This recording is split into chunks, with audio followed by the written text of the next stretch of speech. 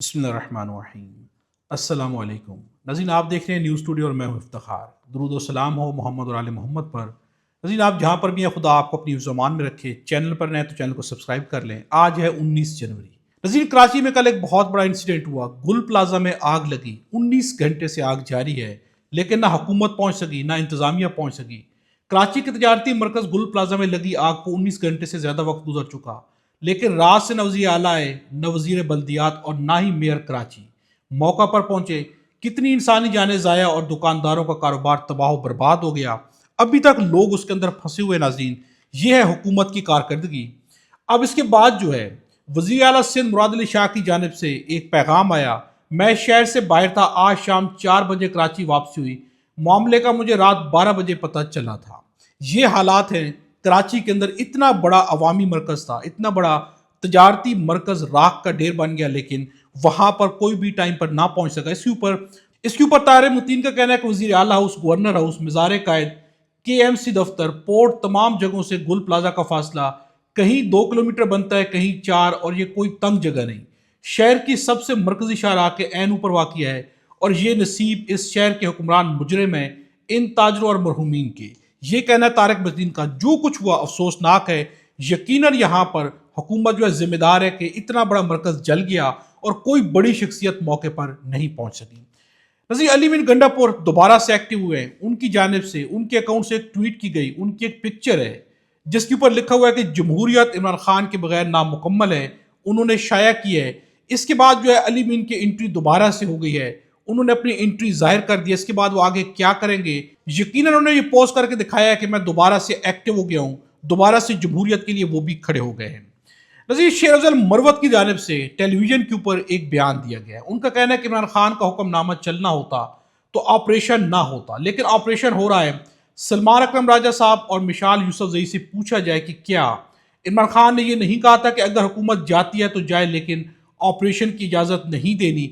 अब ये उन्होंने कहा है कि सलमान अकरम राजा और मिशाल यूसुफजई, उनसे पूछा जाए कि उन्हें क्या इमरान खान ने नहीं कहा कि हुकूमत जाती है चली जाए, लेकिन ऑपरेशन की इजाज़त नहीं देनी, और अब भी ऑपरेशन जारी है।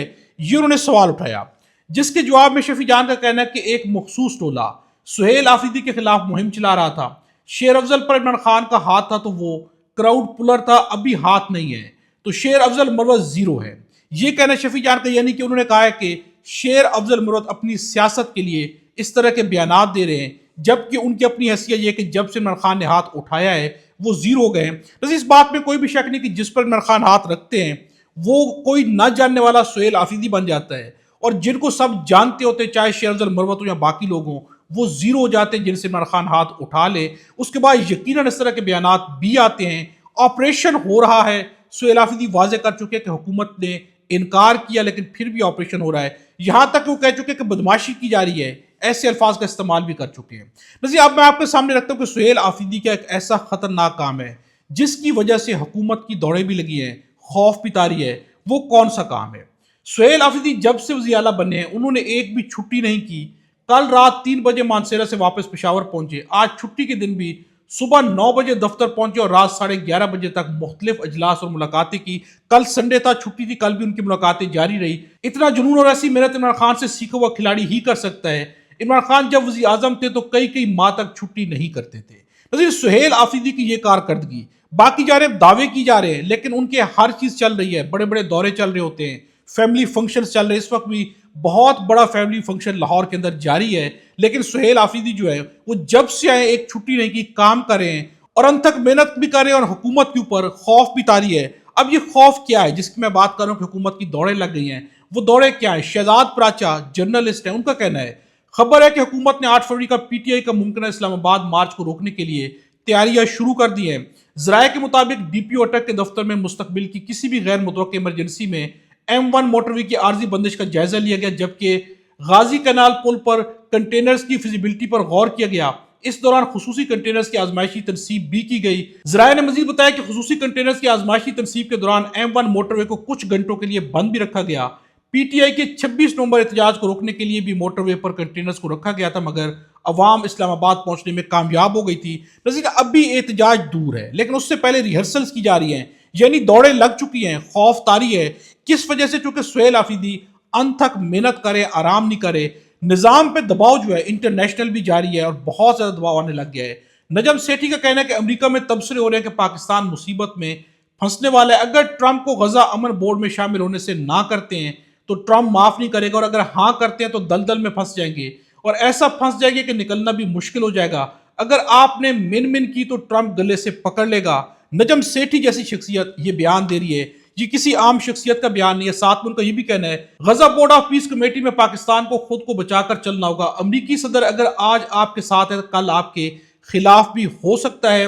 اگر اسرائیل کہتا ہے کہ پیس کمیٹی میں پاکستان قبول نہیں تو اسی میں پاکستان کی بچت ہے، اور ایک ماہ کی فیلڈ مارشل کے دورے امریکہ کی باتیں بھی ہو رہی ہیں کہ یعنی ایک ماہ کا دورہ بھی ہو سکتا ہے، یہ خبری بھی دینا ہے۔ ساتھ میں ایک خبر انہوں نے اور اس پر بھی بات کی ہے، ووٹر کی عمر 18 سال اس لیے کی گئی تھی کیونکہ فوج میں بھرتی اسی عمر میں ہوتی ہے۔ 18 سے 25 سال عمر کے ووٹر کی تعداد 2 کروڑ 47 لاکھ ہے۔ ان کا یہ خیال ہے کہ یہ سارے عمران خان کے ووٹر ہیں، اس لیے انہیں نکال دیا جائے، اس کے پیچھے یہی سوچ ہے۔ اس کے جواب میں عائشہ ناز کا کہنا ہے کہ لیکن عمران خان کی پذیرائی تو ہر عمر کے لوگوں میں ہے، اور اس بات میں کوئی بھی شک نہیں۔ عمران خان کے ینگ ووٹرز کو نکال بھی دیا جائے تو اگلے جو ووٹرز ہیں 25 سال کا ووٹر بھی رکھ دیا جائے تو 25 سے 50 سال کے درمیان بھی سارے کے سارے ووٹرز جو ہے اس میں اکثریت عمران خان کی ہے، اس بات میں کوئی بھی شک نہیں ہے۔ اس لیے اس سے بھی جان بچانا مشکل ہو جائے گا، لیکن اب معاشی طور پر بھی بہت برے حالات ہو چکے۔ ایون کہ مفتاح اسماعیل نے جو مثالیں دی ہیں یہ مثالیں ظاہر کرتی ہیں کہ کتنے برے حالات ہیں۔ ان کا کہنا ہے لیبر انکم سروے کے مطابق ہماری انکم وہی کھڑی ہے جہاں 2013-2014 میں تھی۔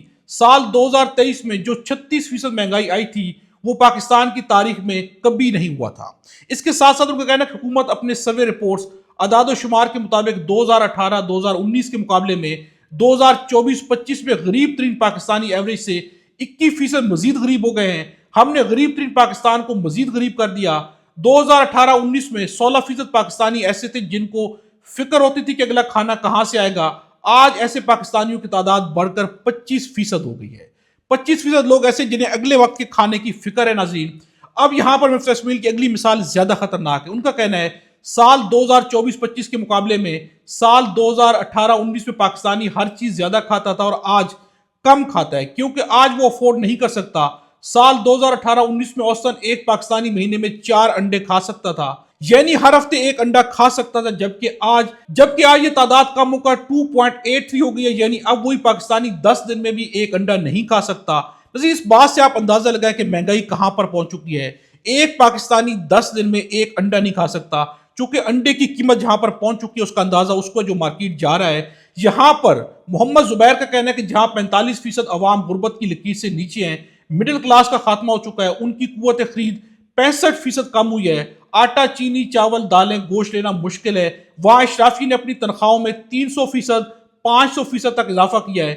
ممبران پارلیمنٹ اور ججز کو دیکھ لیں، اس کا کوئی جواز ہے۔ یہ ایک ظلم ہے جو اس وقت تک رہے گا جب تک آزاد منصفانہ الیکشن کروا کر ایسے لوگوں کو لایا جائے گا جو سیاسی استحکام لائیں گے، اس کے نتیجے میں معاشی استحکام بھی آئے گا۔ ناظرین یہ ہے ہمارے معاشی حالات، عیاشیوں کو دیکھا جائے۔ ایسی مثالیں لاہور میں اس وقت جو مثال پیش کی جا رہی ہے یہ مثال پیش نہیں کی جانی چاہیے۔ اس سے وہ غریب جو کھانا بھی نہیں کھا سکتا وہ آپ کو دیکھ کر کیا سوچے گا۔ ناظرین حالات بہت برے ہیں، دباؤ بہت زیادہ ہے اور حکومت بہت زیادہ پریشان ہے، اس کے اوپر سہیل آفریدی جو کر رہے ہیں وہ یقیناً بہت خطرناک ہے۔ ناظرین اب تک کے لیے اتنا ہی، اگلی ویڈیو میں آپ سے دوبارہ ملاقات ہوگی۔